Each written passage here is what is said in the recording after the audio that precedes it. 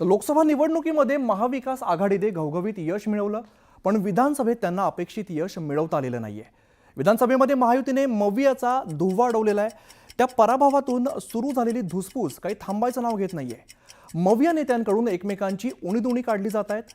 शरद पवारांच्या राष्ट्रवादीचे खासदार अमोल कोल्हेंनी नव्या वादाला तोंड फोडलेलं आहे। उद्धव ठाकरेंची शिवसेना आणि काँग्रेसवरती कोल्हेंनी बोचरी टीका केलेली आहे। त्यामुळे महाविकास आघाडीतील जो वाद आहे तो चव्हाट्यावरती आलेला आहे।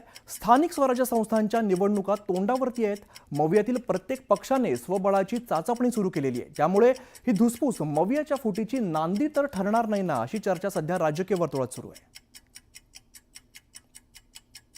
तर महाविकास आघाडीतील धुसफूस आता चव्हाट्यावरती येण्यास सुरुवात झालेली आहे। राष्ट्रवादी शरदचंद्र पवार गटाचे खासदार अमोल कोल्हे थेट मित्र पक्षांना घरचा आहेर देत आहेत। शरद पवारांच्या समोरच पदाधिकाऱ्यांना संबोधित करताना त्यांनी काँग्रेस आणि ठाकरेंच्या पक्षावरती घणाघाती बाण सोडलेले आहेत। विधानसभेतल्या पराभवानंतर काँग्रेसची मोडलेली पाठ सरळ व्हायला तयार नाही। ठाकरेंची शिवसेना अजून झोपेतून जागी झालेली नाही असं म्हणत त्यांनी मित्रपक्षांना शाल जोडीतून टोले लगावलेले आहेत। कोल्हेंच्या विधानानंतर काँग्रेस, राष्ट्रवादी आणि शिवसेना पालिका निवडणुकीमध्ये आघाडी म्हणून समोर जाणार की तिघांचे मार्ग वेगळे असणार हे पाहणं आता महत्त्वाचं असणार आहे।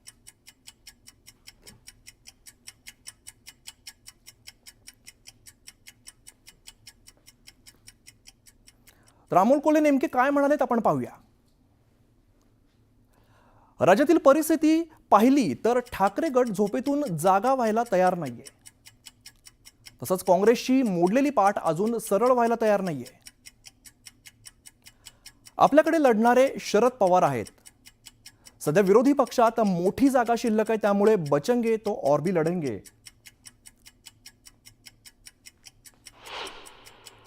कोल्हेंचं म्हणणं बरोबर आहे की आता ते तीनही पक्ष महाविकास आघाडींना ते बोलले असते तर बरं झालं असतं। मला काही त्यावर फार काही वाद करायचा नाही। कोल्हेंचं म्हणणं एवढंच सांगतो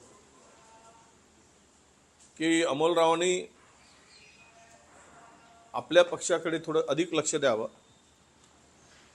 आणि आम्हाला सल्ला जरा थोडा कमी द्यावा। महाराष्ट्रामध्ये बचेंगे तो और भी लढेंगे ही भूमिका कायम शिवसेनेने घेतलेली आहे। याचा अर्थ असा नाही की आम्ही राहिलेलो नाही, आम्ही जमिनीवरच आहोत। बचेंगे वगैरे काही नाही, लढणाऱ्यांचा आमचा पक्ष आहे।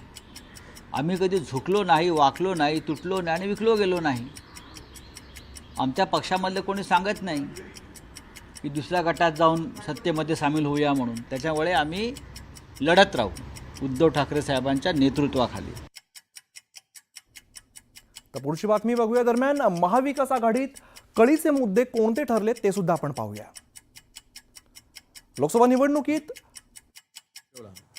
नाना पटोले आणि संजय राऊत हे दोन प्रमुख नेते त्या ठिकाणी होते। बैठकीची वेळ 11 वाजता, यायचं 2 वाजता। अनेक नेते उशिरा येत होते, त्यामध्ये मी कोणाचं नाव घेणार नाही। आणि यामुळे हा बैठकांचा वेळ लांबत गेला। एका जागेवरून वारंवार त्या गोष्टी होत गेल्या। जागा वाटपाला विलंब झाला हाच मुद्दा आहे। जागा वाटपाला विलंब झाला आणि त्या जागा वाटपामध्ये मिस्टर वडेट्टीवार सुद्धा होतेच की। विदर्भातल्या काही जागा वडेट्टीवारांनी सोडल्या असत्या काँग्रेस, राष्ट्रवादी किंवा शिवसेनेला, तर फार बरं झालं असतं। दरम्यान महाविकास आघाडीमध्ये कळीचे मुद्दे कोणते ठरले ते आपण पाहूया। लोकसभा निवडणुकीमध्ये जागा वाटपावरून रस्सीखेच बघायला मिळाली। शिवसेनेने सर्वाधिक जागा लढवलेल्या आहेत। सांगली कोल्हापूरच्या जागेवरून वाद निर्माण झालाय। कोल्हापूरची जागा शिवसेनेने काँग्रेसला सोडली होती। सांगलीत काँग्रेसच्या विशाल पाटलांची बंडखोरी झाली। विधानसभा निवडणुकीत जागा वाटपावरून रस्सीखेच बघायला मिळाली। जागा वाटप ठरवण्यात बराच काळ निघून गेला।